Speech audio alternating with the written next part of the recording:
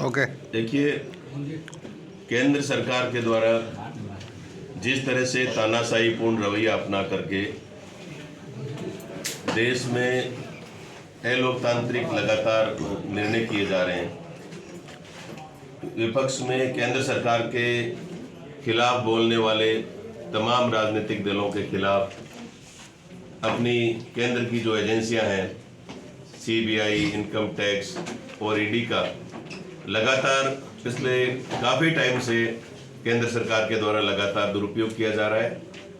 आप देखिए कि किस प्रकार से LIC का, SBI का वो पैसा जो एक गरीब आदमी का, एक मध्यम वर्ग के व्यक्ति का पैसा LIC और SBI जैसी संस्थाओं में इन्वेस्ट किया जाता रहा है हमेशा, और लोगों की भारत के लोगों का इस पर विश्वास भी है। वो पैसा अडानी के शेयर्स में इन्वेस्ट कर दिया जाता है बड़ी मात्रा में, और जब ये खबर आती है कि अडानी के जो शेयर्स हैं उनकी जो वैल्यू है, उनकी जो ग्रोथ दिखाई गई है वो एक तरह से बोगस है, और उसकी वजह से जो अडानी के जो शेयर हैं उनकी वैल्यू एकदम से गिर जाती है। देश के लोगों में पिछले काफ़ी टाइम से बड़ी चिंता है कि हमारा पैसा जो हमने LIC और SBI में लगाया आज वो खतरे में आ गया है। राहुल गांधी जी सहित जो हमारे विपक्षी दल के नेता हैं, सांसद हैं, वो पार्लियामेंट में लगातार ये मांग कर रहे हैं कि ये जो अडानी का घोटाला हुआ है इसकी जांच कराने के लिए जॉइंट पार्लियामेंट्री कमेटी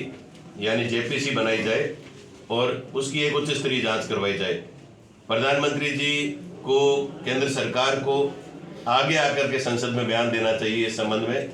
और देश के जो लाखों करोड़ों निवेश करता है, जिन्होंने LIC में, SBI में पैसा निवेश किया है, उसकी गारंटी भी केंद्र सरकार को देनी चाहिए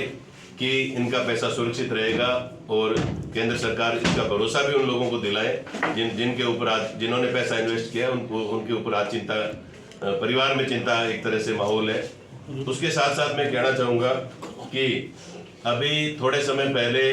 सूरत के एक माननीय न्यायालय के द्वारा राहुल गांधी जी को 2 साल की सजा सुनाई जाती है किसी पुराने मामले में, और उस मामले में जैसे ही राहुल जी को सजा सुनाई जाती है, आनन फानन में तुरंत में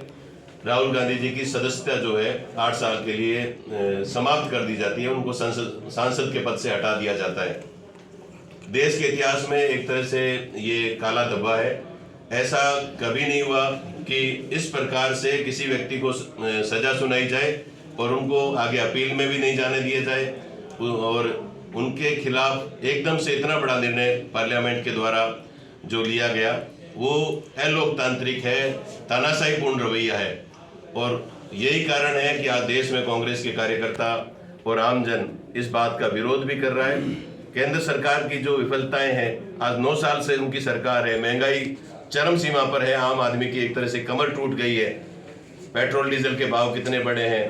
उसके साथ साथ बेरोजगारी, उन्होंने कहा था कि हम बेरोजगारी को मिटाएंगे, लेकिन बेरोजगारी आज इंडिया में, देश में सबसे ज़्यादा बेरोजगारी वाले देशों में हमारा देश है। भ्रष्टाचार, आप देखिए तमाम ऐसी संस्थाएं जो केंद्र सरकार की संस्थाएं थी, उनको धीरे धीरे अंबानी, अडानी जैसे घरानों को एक तरह से लीज में देने का या बेचने का काम किया जा रहा है। एयरपोर्ट बेचे जा रहे हैं, जो हमारे समुद्र के पोर्ट हैं उनको दिया जा रहा है। तो इन सब मुद्दों को लेकर राहुल जी, पदयात्रा भी राहुल जी ने भारत जोड़ो यात्रा की, केंद्र में, वो पार्लियामेंट में लगातार वो बोले, तो वही उसी का परिणाम है कि उनकी आवाज़ को दबाने के लिए उन्होंने राहुल जी की सदस्यता को निलंबित किया है, उनको इस पद से हटाने का जो निर्णय लिया है ये अलोकतांत्रिक निर्णय है। कांग्रेस पार्टी आने वाले आज से ही शुरू है और 1 अप्रैल से लेकर 30 अप्रैल तक जय भारत सत्याग्रह अभियान चलाएगी, जिसमें ब्लॉक स्तर पर, विधानसभा स्तर पर केंद्र सरकार के तानाशाहीपूर्ण रवैये के खिलाफ प्रदर्शन किया जाएगा, पोस्ट कार्ड अभियान चलाया जाएगा, जिला स्तर पर भी घेराव के कार्यक्रम होंगे, बड़ी सभाएं होंगी, और अंत में अप्रैल के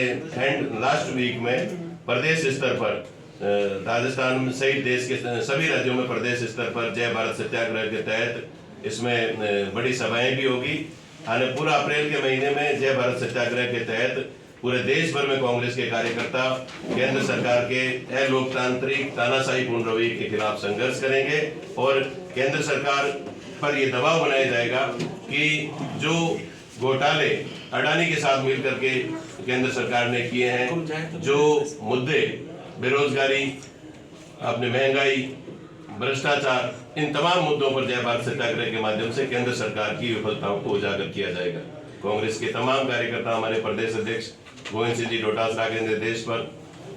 काम करेंगे। हमने एक पूरी कार्य योजना बनाई है। हमारे सम्मानीय दोनों जिला कांग्रेस कमेटी के बीकानेर शहर और देहात के अध्यक्ष जी विराजे हुए हैं। ये पूरी कार्य योजना बना करके कांग्रेस के कार्यकर्ताओं तक पहुंचाएंगे और कांग्रेस के सभी अग्रिम संगठन, सभी विभाग, सभी प्रकोष्ठ के तमाम कार्यकर्ता भी इस पूरे जय भारत सत्याग्रह में शामिल होंगे। सर, एक और बड़ा इशू है।